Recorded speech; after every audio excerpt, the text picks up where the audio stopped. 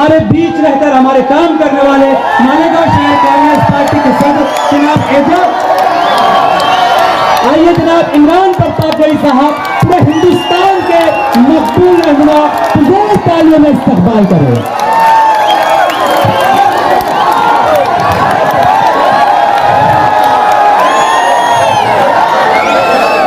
अस्सलाम वालेकुम।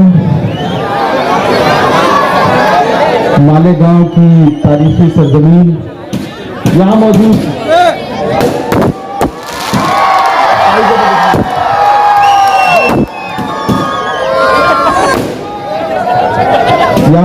आपकी कैंडिडेट डॉक्टर शोभाताई बच्छाव,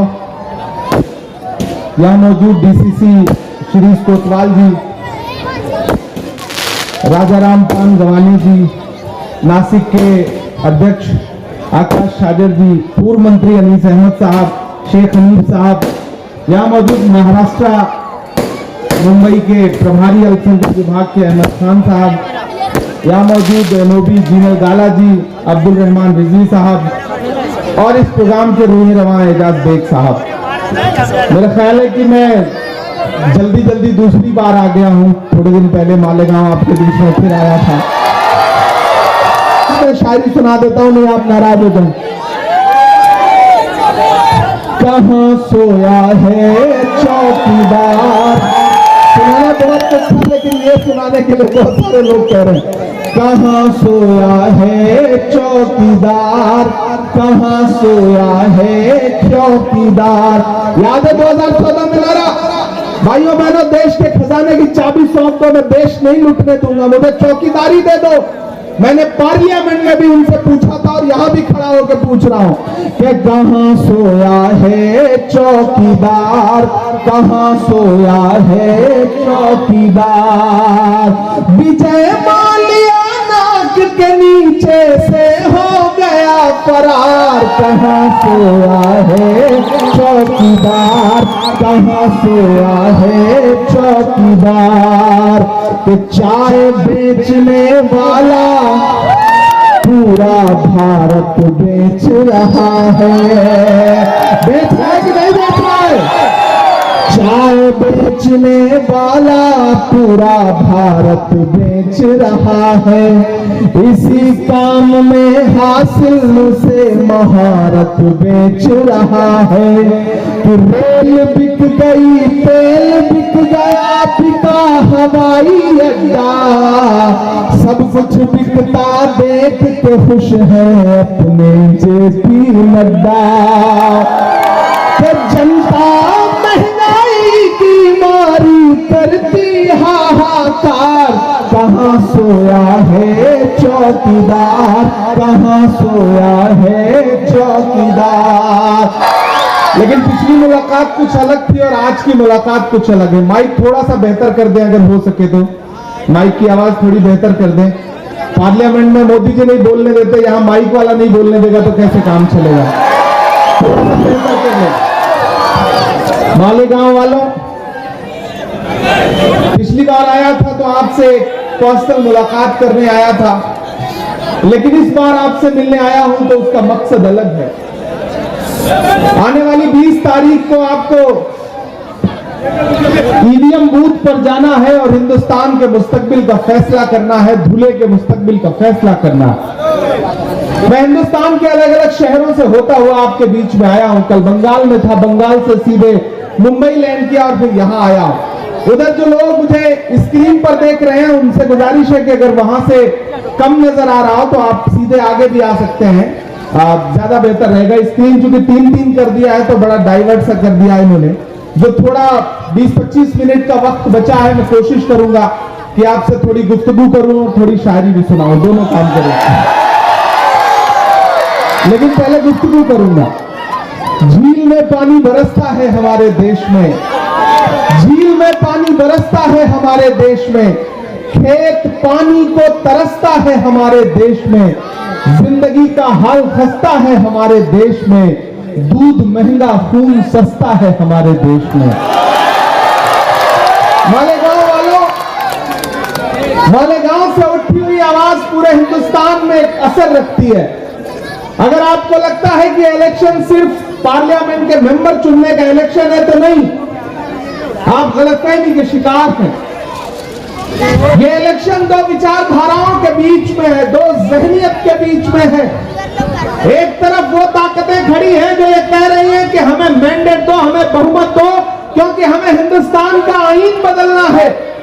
नरेंद्र मोदी के साथी, चाहे वो अनंत हेगड़े हो, चाहे ज्योति मिर्धा हो, चाहे लल्लू सिंह हो, या भाजपा के पोस्टर बॉय अरुण गोविल हो, पिछले एक महीने में उनके स्टेटमेंट उठा के देख लीजिए। उनका एक स्टेटमेंट है कि हमें 400 सीटें दो क्योंकि हमें भारत का संविधान बदलना है। और एक तरफ वो शख्स खड़ा है जिसका नाम राहुल गांधी है, जो ये कह रहा है कि जब तक मेरी एक भी सांस बाकी है ना हम हिंदुस्तान के आईन पर कोई आंच आने देंगे, न हिंदुस्तान की जमहूरियत पर कोई आंच आने देंगे। मेरे भाई, ये लड़ाई दो विचारधाराओं के बीच में है। मैं आपके साथ आपका अपना हूं, आपके मुद्दों पर सड़क से लेकर के संसद तक लड़ता रहता हूं, बोलता रहता हूं। खुदा ने जो मुझे शायरी की सलाहियत दी, उस सलाहियत की बुनियाद पर भी लड़ता रहता हूं।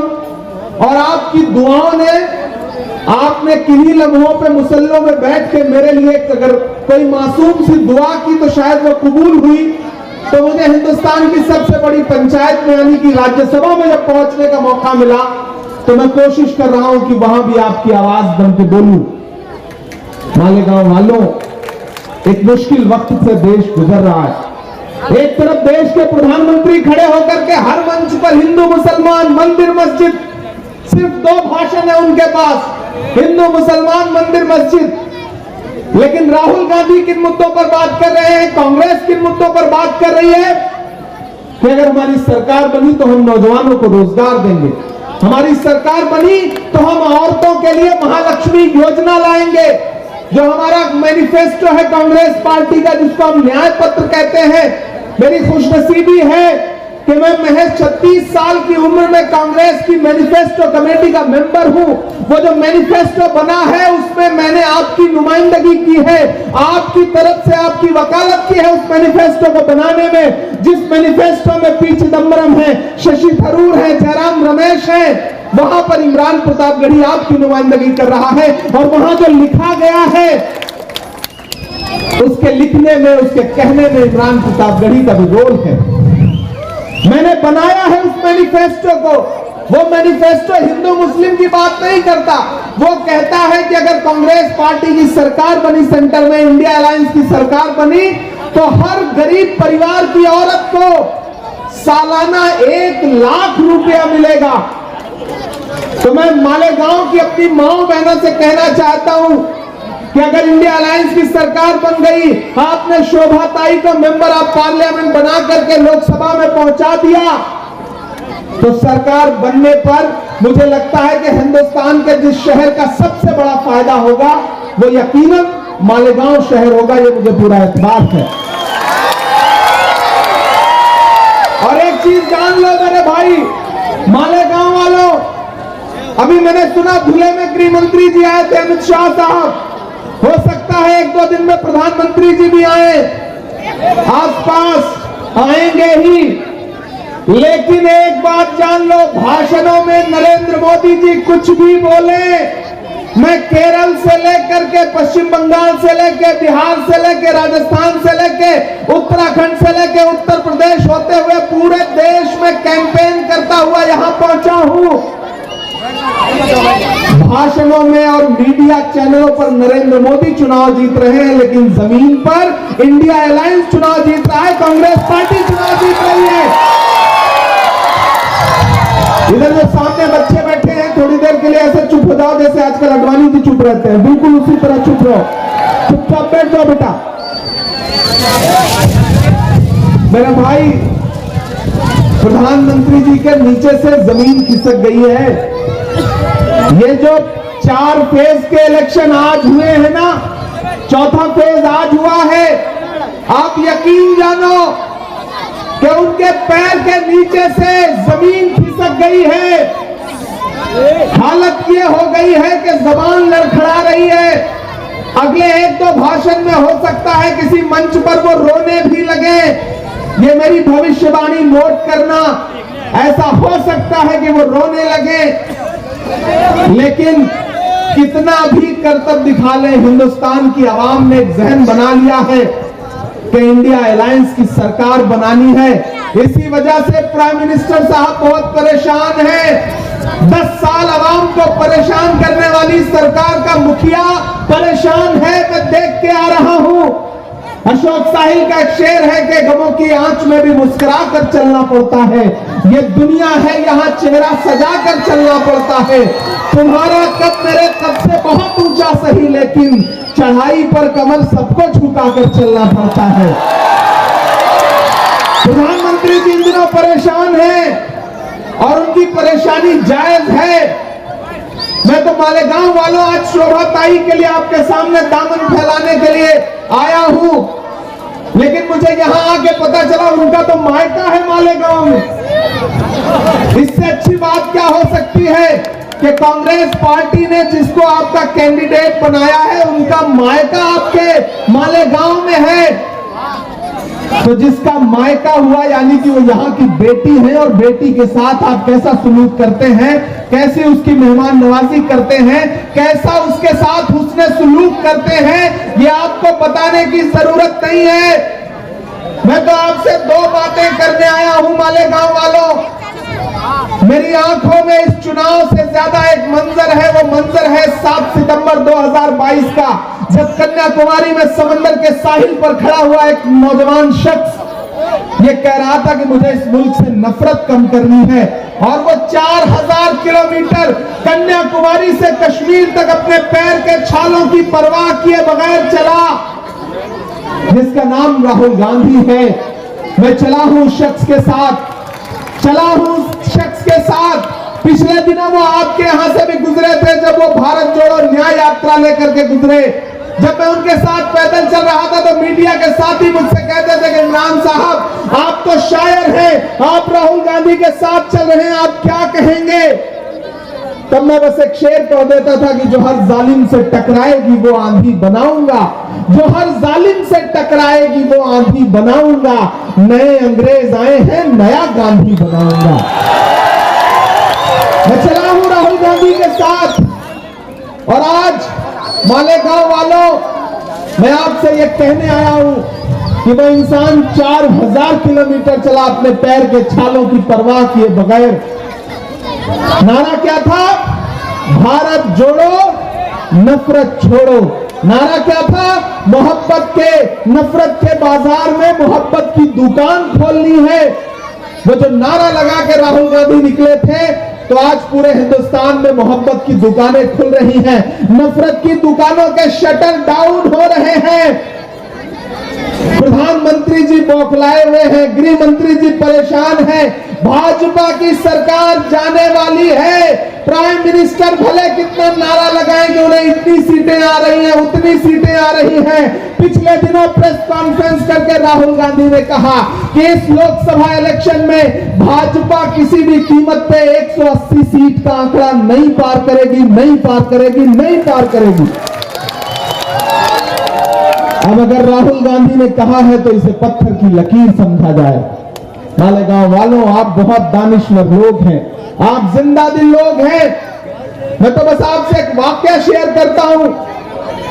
बेटा चुप हो जाओ, चुप हो जाओ बिल्कुल।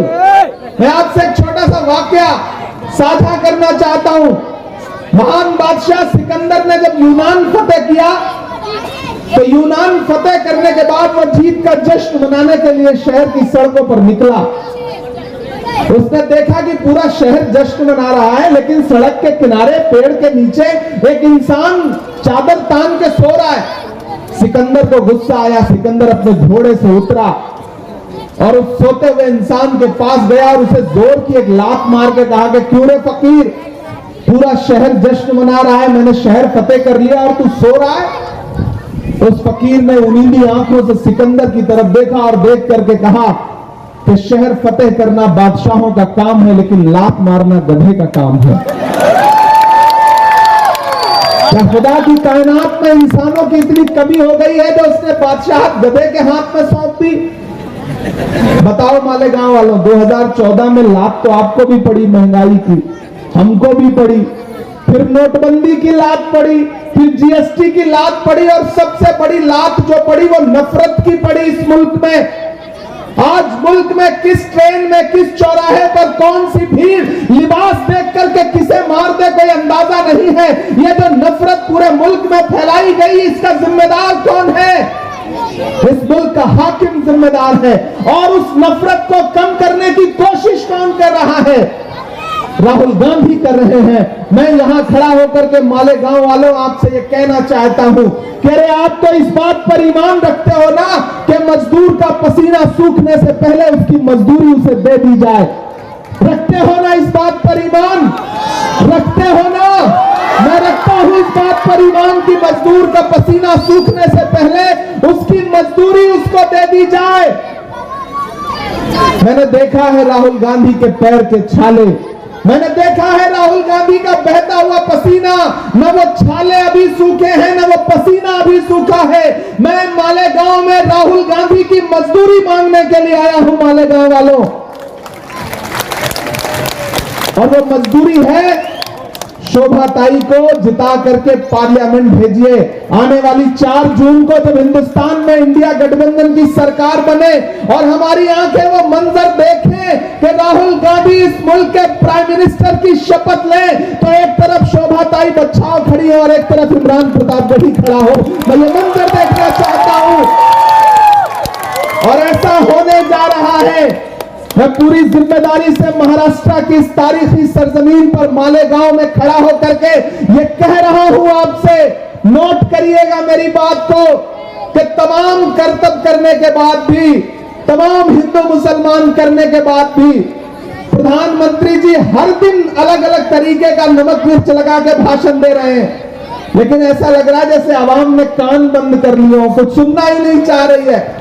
वो सीधे सीधे उनसे उनके 10 सालों का बदला लेना चाहती है, जिसमें महंगाई आसमान पर है। उनके जितने नारे थे वो झूठे साबित हुए। बहुत हुई महंगाई की मार, अब की बार मोदी सरकार, ये नारा याद है? वो नारा कहां चला गया? वो पेट्रोल डीजल जो 58 रुपए का था वो 100 रुपए के पास पहुंच गया। गैस सिलेंडर 400 वाली 1000 के पार पहुंच गई। आटा, चावल, दूध, दही, पनीर, छाछ, लस्सी, किस चीज पर महंगाई नहीं आई? भाजपा की सरकारें तो वो सरकारें हैं जो अपनी पसंद की फिल्में टैक्स फ्री करती हैं और कफन पर जीएसटी लगाती है। कफन पर टैक्स लगाया है उन्होंने। मैंने पार्लियामेंट में उसके खिलाफ आवाज उठाई थी। मैं इसलिए खड़ा होकर के यहां कहता हूं, भाजपा वाले अपने भाषणों में, प्राइम मिनिस्टर साहब अपने भाषणों में कांग्रेस से 70 साल का हिसाब मांग रहे हैं। एक दिन पार्लियामेंट में खड़े होकर के मोदी जी उधर से भाषण दे रहे थे, बताओ कांग्रेस वालों तुमने 70 साल में क्या किया? खड़गे जी इधर बैठे थे, हमसे पलट के बोले इमरान मत बताना, जो बताओगे ये उसको भी बेच देंगे, इनका काम सिर्फ बेचने का है, मत बताना। मैं तो भाजपा वालों से कहना चाहता हूं, अरे भाजपा वालों, जो सरकार अपना चलाया हुआ 2000 का नोट 7 साल नहीं चला सकी, वो हमसे 70 साल का हिसाब मांगती है। जो अपना चलाया हुआ नोट नहीं चला सके वो देश क्या चलाएंगे? नहीं चला सकते। इनका नारा था बेटी बचाओ बेटी पढ़ाओ। हमारी आंखों ने वो मंजर देखा कि वो चाहे हाथरस हो, चाहे उन्नाव हो, चाहे जंतर मंतर पर बैठी हुई हमारी बेटियां हो, ओलंपिक पदक लाने वाली, उनको किस तरह पुलिस के जरिए घसीटा गया। और अभी कर्नाटक में जेडीएस जो भाजपा की सहयोगी पार्टी है, उसका एक मेंबर ऑफ पार्लियामेंट है जिसका नाम है प्रज्वल रेवन्ना, उसके खिलाफ तकरीबन 2000 महिलाओं से रेप के आरोप लगे हैं और प्राइम मिनिस्टर उसके लिए वोट मांगने गए थे। ये है इनके बेटी बचाओ बेटी पढ़ाओ नारे की सच्चाई। तो मैं आज आपके बीच में खड़ा होकर के आपकी बेटी के लिए, आपके परिवार की बहन के लिए वोट की अपील करने आया हूं मालेगांव वालों। और पूरे महाराष्ट्र में कांग्रेस पार्टी की लहर चल रही है, महाविकास अघाड़ी की आंधी चल रही है। जब 20 तारीख को बूथ पर जाना तो ये सोच के जाना कि आपका दिया गया एक एक वोट जो हाथ के पंजे के सामने वाली बटन पे दबाओगे तो दूसरे नंबर पर है, आपका दिया गया एक एक वोट सिर्फ शोभाताई को नहीं मिलेगा, मोहब्बत के उस मसीहा को भी मिलेगा जिसका नाम राहुल गांधी है। आपका दिया गया एक एक वोट मल्लिकार्जुन खड़गे जी को भी मिलेगा। आपका दिया गया एक एक वोट सोनिया गांधी जी को मिलेगा, राहुल गांधी जी को मिलेगा, शरद पवार जी को मिलेगा, उद्धव ठाकरे जी को मिलेगा, नाना पटोले जी को मिलेगा। आपका दिया गया एक एक वोट आपके भाई, आपके बेटे इमरान प्रतापगढ़ी पर एहसान होगा आपका, क्योंकि मेरे भाई मैं आपकी आवाज हूं, मैं आपके लिए बोलता हूं, आपके लिए लड़ता हूं। और आपकी आवाज को राहुल गांधी जी ने, एक बात मेरी याद रखना, जिस वक्त में लोग आपकी परछाई से दामन बचा रहे हो, बहुत कड़वी बात कह रहा हूं लेकिन इस बात को संजीदगी से अपने जहन में उतारना, जिस वक्त में इस मुल्क की सरकारें, इस मुल्क की सियासत आपकी परछाई से दामन बचा रही हो, ऐसे वक्त में राहुल गांधी जी ने आपके इस भाई का हाथ पकड़ा और हाथ पकड़ के कहा कि जाओ देश की सबसे बड़ी संसद में बैठो, राज्यसभा में बैठो और अक़लियतों के लिए आवाज उठाओ, बोलो उनके लिए। तो मैं उस बुनियाद पर, और मैं खुशनसीब हूं कि मुझे जब पार्लियामेंट में जाने का मौका मिला तो किसी और सूबे से नहीं बल्कि महाराष्ट्र से मौका मिला। मैं शुक्रगुजार हूं कांग्रेस पार्टी का, और मैं आपसे वादा करता हूं, मालेगांव वालों, पिछले दिनों आया था तो मैं लाइब्रेरी के लिए वादा करके गया, उस पर काम भी शुरू हो रहा है, उसमें बजट भी मुकम्मल हो गया है, जल्दी इंशाल्लाह वो काम भी दिखेगा। मैं यहां खड़ा होकर के आपसे वादा करता हूं कि मैं इस शहर के लिए, ये बुनकरों का शहर है, मैं जानता हूं ये हुकूमतों के ऊपर निर्भर रहने वालों का शहर नहीं है बल्कि अपने हाथ के हुनर से अपने लिए रोजगार पैदा करने वालों का शहर है। मैं इस शहर की मेहनत को सलाम करता हूं। जिंदा रहना है तो हर सांस हुकूमत से न मांग, असल मुंसिफ खुदा रहम अदालत से न मांग, जिंदगी भीख अगर है तो न मिलना बेहतर, और अगर हक है तो फिर इतनी शराफत से न मांग।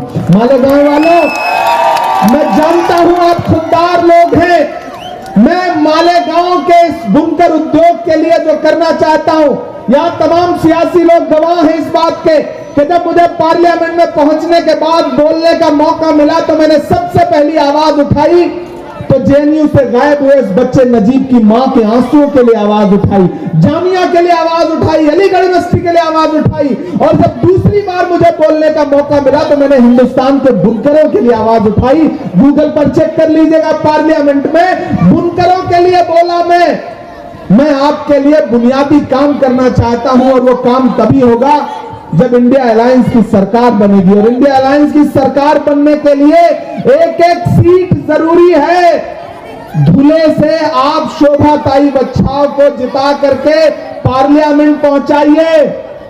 आने वाले दिनों में एक जिताइए, एक फ्री पाइए, इससे अच्छा ऑफर तो कुछ हो ही नहीं सकता।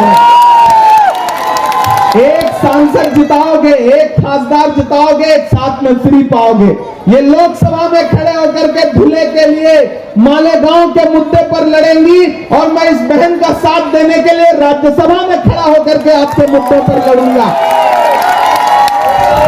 तो यकीनन आपके मुद्दों का हल जल्दी निकलेगा।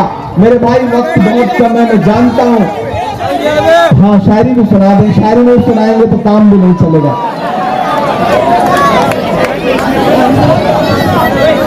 अच्छा, एक चाचा कह रहे हैं कि बटन देर तक दबाओ, सबको ये बात बता दीजिए। मैं तो ये चाहता हूं बटन इतनी जोर से दबाओ कि मैं दिल्ली में मौजूद रहूं तो मालेगांव की आवाज मुझको दिल्ली तक सुनाई पड़े। इतनी जोर से दबाओ, इतनी जोर से दबाओ।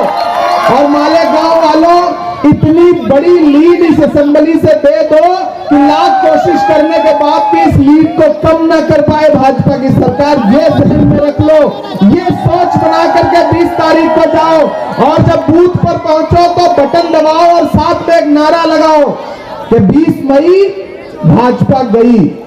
20 मई, लगाओ मेरे साथ नारा, 20 मई, 20 मई, और जोर से, यहां से उठती आवाज तो दिल्ली तक जाती है यार। 20 मई, 20 मई, 20 मई। ये सहन बना करके घर से निकलिए कि आपका एक एक वोट हिंदुस्तान के आईन को बचाने के लिए जाएगा। वो आईन, वो संविधान जिसमें महात्मा गांधी, पंडित जवाहरलाल नेहरू, मौलाना आजाद के सपने शामिल हैं। वो संविधान जिसमें डॉक्टर बाबा साहब अंबेडकर के खून पसीने से लिखा हुआ संविधान बचाने की लड़ाई है। ये हम सबकी जिम्मेदारी है कि हम आईन बचाने के लिए घर से बाहर निकलेंगे और शोभा ताई बच्चाओं को चुनाव जिता करके वापस लाएंगे। मालेगांव वालों, हजारों किलोमीटर दूर से आया हूं, मेरे आने को मायूस मत होने दीजिएगा, मेरे आने को जाया मत करिएगा। मैं चाहता हूं शोभा ताई के लिए एक एक हाथ उठा करके इन्हें एहसास दिलाइए कि आप इनके साथ खड़े हैं। इधर भी एक एक हाथ आपका हवा में उठा हुआ हो, इसी हाथ को लेकर, हाथ के पंजे को लेकर के 20 तारीख को जाइए, शोभा ताई को जिताइए, पार्लियामेंट पहुंचाइए। ये सलामताबाद चौक है। इंशाल्लाह एक बार फिर 4 जून के बाद वापस आऊंगा आपका शुक्रिया अदा करने के लिए। मेरे आने को मायूस मत होने दीजिएगा। शोभा ताई को जिताइए, पार्लियामेंट पहुंचाइए। 20 मई भाजपा, 20 मई, 20 मई, 20 मई, 20 मई, 20 मई।